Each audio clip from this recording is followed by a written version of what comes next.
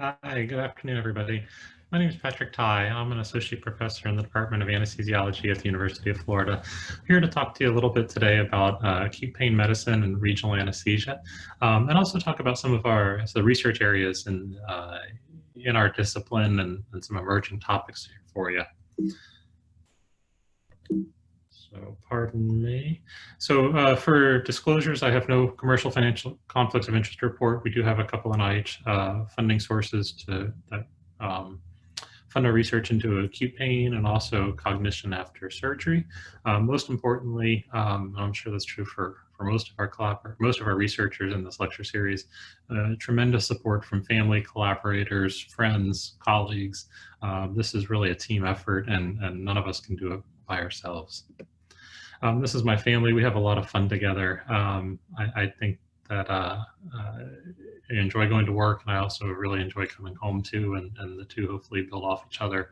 And we're fortunate to have a great group of folks that we work with who really do emphasize the importance of family and what's important to you outside of work as well, which I think helps make us a little better at our workplaces too.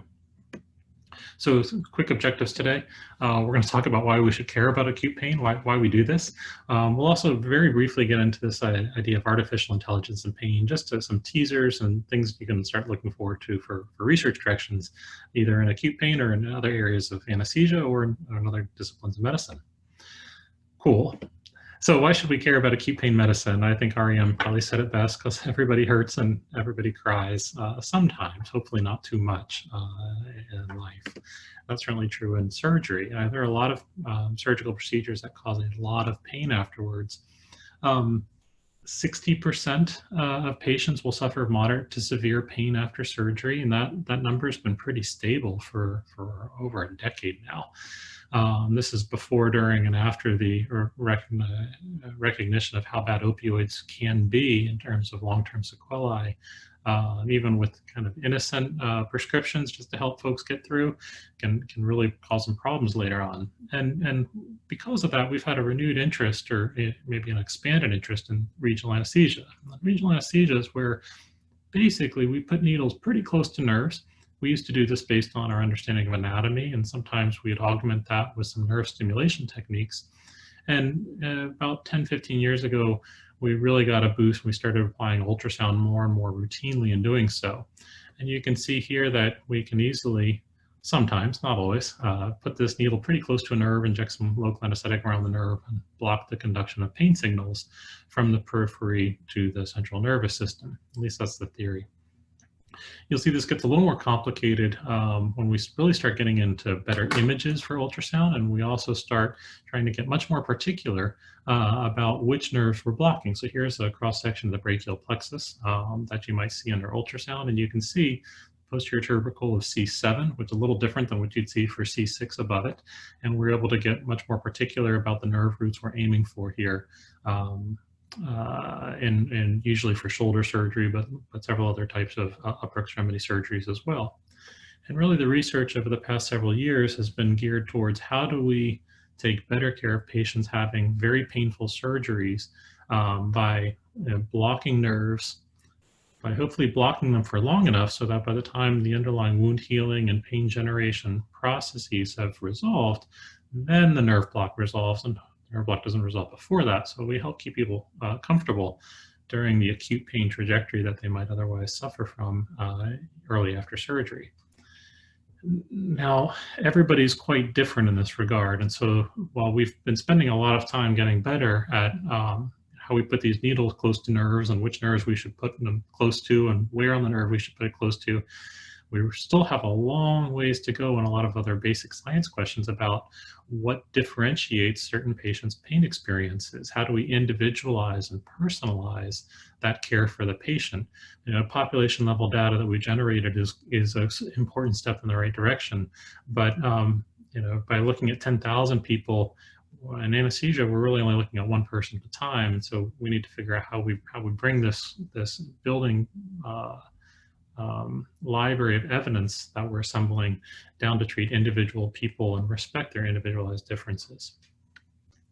those individualized differences are important. So this is some projects we did a while back that looked at just how satisfied patients were with their pain management while hospitalized. And the take home from this is that that's pretty clustered across the US. Now, there's no real major reason why any part of the country should have hospitals with patients who have greater or lesser satisfaction with their inpatient pain management.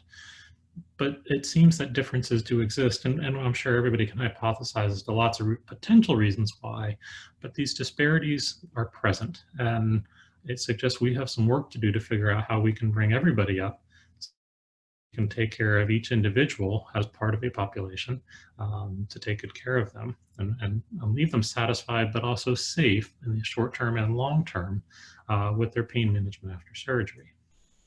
And that's not just a national phenomenon. Here in the state of Florida, in the area around my particular hospital, we have a lot of patients who live in areas what we call high area deprivation indices, meaning they have a lot of areas of lower socioeconomic status. And we see that those socioeconomic status patterns and deprivation indices also relate to not only the pain those patients suffer after surgery, but also how many opioids they're prescribed after surgery. And this begets a lot of complex, again, plausible hypotheses that really need to be looked at in more detail to figure out why we have these disparities and what we can do about them, again, so that we can take better care of all of our individual patients, as well as the population of patients that we're responsible for. And pain's a complicated thing, right? So we've talked about some population level data, we've talked about some disparities, but on the one-on-one encounters with our patients, this gets pretty sophisticated. So one study coming out from the 90s shows that we rate patients' pain scores based on our perceived attractiveness of those patients. And physicians who rate a given patient as less attractive will also rate them as having higher pain. That's a problem, right? This shows just how subjective not just the patient reports of pain intensity are, but also how physician interpretations of both those reports and how we interpret those reports into the broader profile of how we take care of those patients gets to be. So again, pain is yes, subjective, but there are also some quantitative measures, but there's also a lot of subjectivity in how we take even quantitative assessments of those pain. And it shows just how much work is necessary in terms of research to really individualize how we take good care of our patients suffering from pain after surgery. So let's move forward just a little bit and talk about some real brief research stuff that we're engaging in. The idea here is that I'd like you to just think about, if for anybody who's kind of interested in regional anesthesia and pain medicine, et cetera, it doesn't always take $1 million lab and decades of training. As we'll see, there's some readily accessible sets of data that you all can begin to delve into if you're interested. And see, what questions you might be able to answer with these resources. So in the past, when we'd wanted to predict how much pain a patient would have after surgery, we developed these logistic regression nomograms. I'd like you to kind of keep this in mind. These are some variables that would predict how much pain somebody's going to have in surgery. You'll see there's some things related to the surgery itself, but there are also some indexes about how much information the patient wants, how much anxiety the patient may have, and the patient factors, as well as the surgical factors that would go into the likelihood of a patient having severe pain after surgery. And these are nice structured variables, right? They're easy to take out of a database, but patients don't always have all of the meaningful information in a database already, and frankly, most of life is outside of a database, right? And here's a nice example from the regional anesthesia world, where we have Miriam Bialik talking about her experience with an ankle fracture.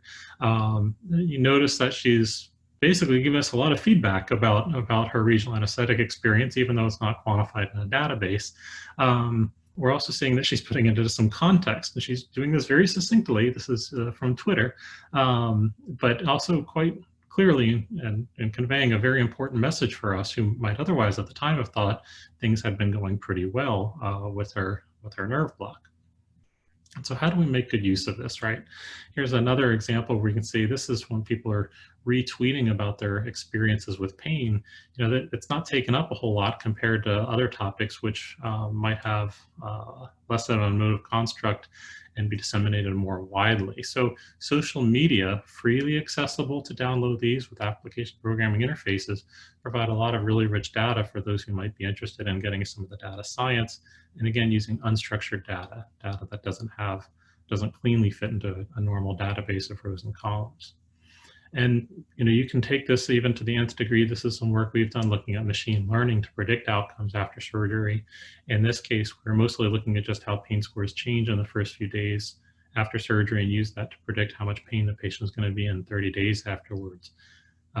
So really a lot of opportunity, again, to use cutting edge data science techniques to even relatively simple numbers of please rate your pain intensity on a score of 0 through 10. And we can even use this with much more rich sets of variables using deep learning networks as well. This is, again, joining up not just their pain scores after surgery, but also some more traditional sociodemographics, a lot of focus on the concatenation here of the long short-term memory with the long short-term memory network that you see.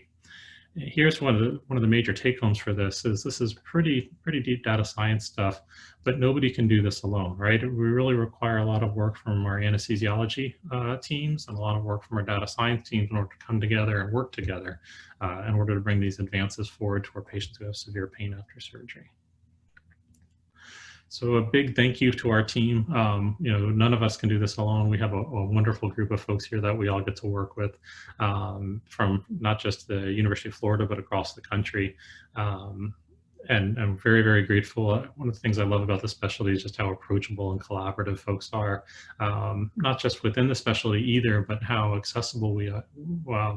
Especially allows us to be to a number of other medical specialties across the continuum, ranging from primary care to emergency medicine to surgery to intensive care, radiology, obstetrics, and gynecology. Lots of opportunities here. All right, well, thank you all very much. I hope this has been useful and more than happy to answer any questions you all have either online or offline. Take care and have a great week. Bye-bye.